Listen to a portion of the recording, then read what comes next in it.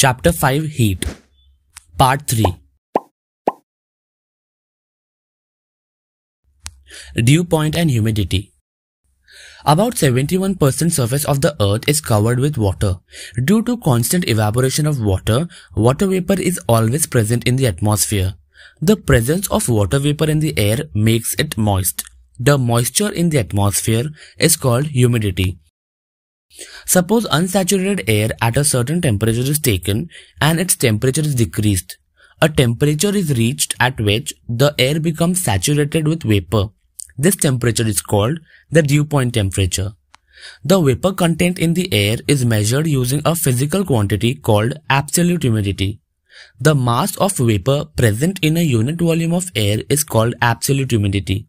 Generally, absolute humidity is measured in kilogram per meter cube.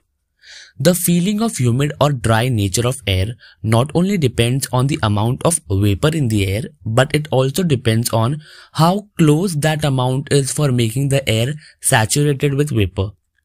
It means that it depends on the temperature of the air also. The ratio of actual mass of vapor content in the air for a given volume and temperature to that required to make the air saturated with vapor at the temperature is called the relative humidity. Percentile relative humidity is equal to actual mass of water vapor content in the air in a given volume upon mass of vapor needed to make the air saturated in that volume into 100. The relative humidity at the dew point is 100%. If the relative humidity is more than 60%, we feel that the air is humid. If the relative humidity is less than 60%, we feel the air is dry. Unit of heat.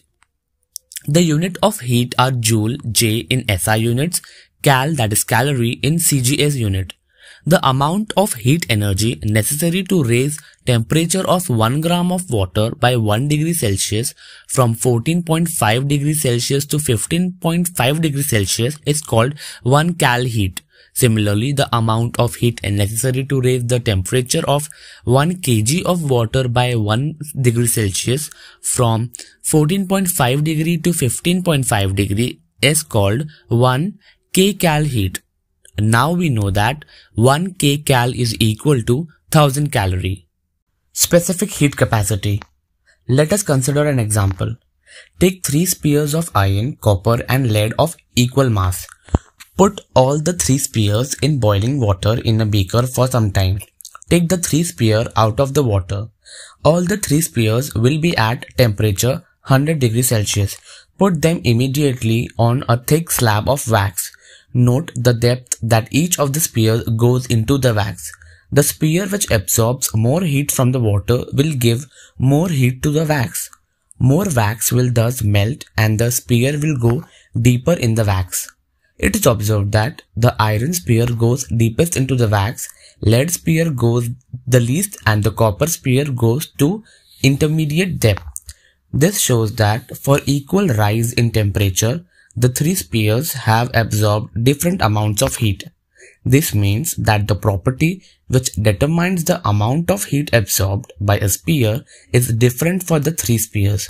This property is called specific heat capacity.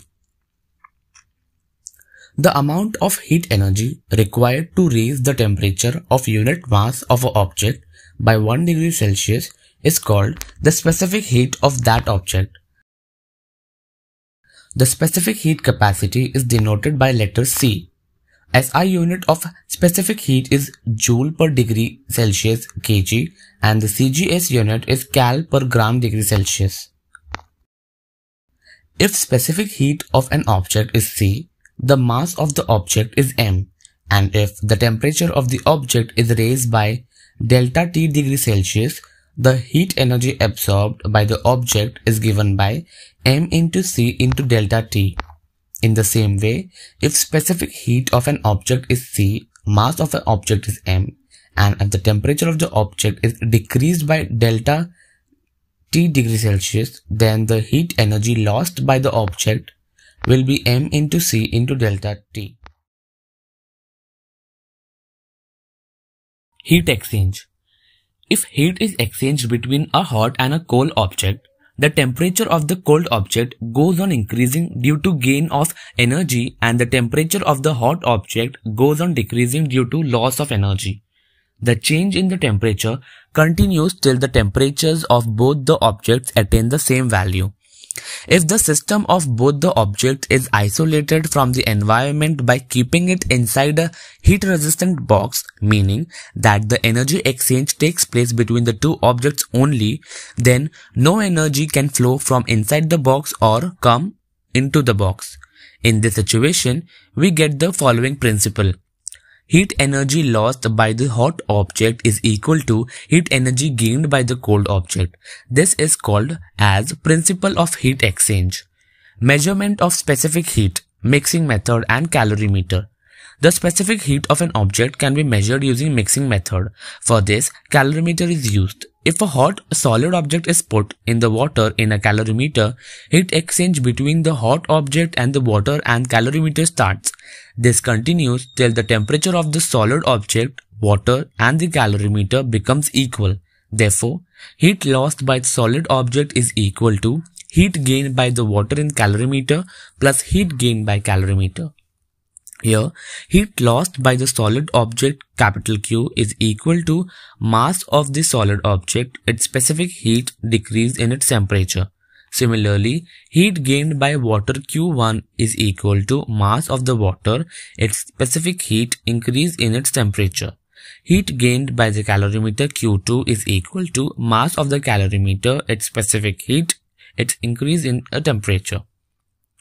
Heat lost by the hot object. Heat gained by calorimeter is equal to heat gained by calorimeter plus heat gained by water. Q is equal to Q2 plus Q1.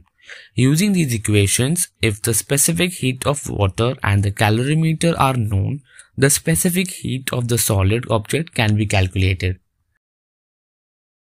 Thank you for watching the Academic Squad.